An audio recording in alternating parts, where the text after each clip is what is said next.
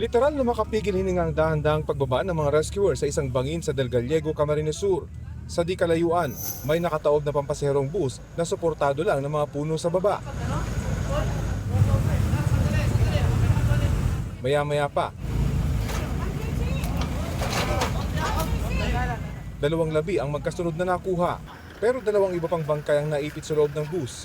Pahirapan ang pagpasok sa loob at pagkuha sa kanila, lalo't posibleng mga rescuer naman ang malagay sa peligro kung biglang dumausdos pababa ang bus. Matapos ang 10 oras, nailabas din lahat ng 4 na nasawi. Biyaheng sorsogon ng bus na may sakay na 25 pasahero nang dumaan sa Andaya Highway.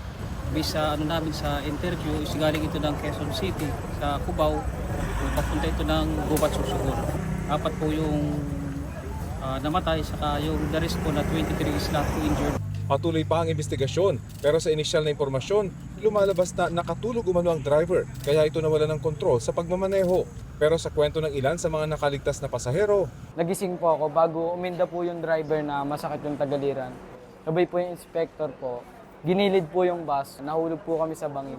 Parang inatake yung driver. Oh, Tapos ngayon, hindi na makontrol. Inanon nung Gallego. Inspector.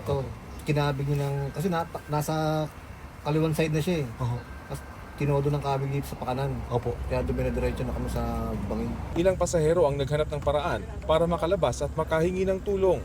Sumanap po kami ng paraan para mabasag po yung windshield ng bus. Nakakuha po kami ng fire extinguisher para basagin po yung unahan ng bus. Inaalam kung nagkaproblema ba sa makina ng bus bago ito ibinyahe. Nag-iimbestiga na rin ng LTFRB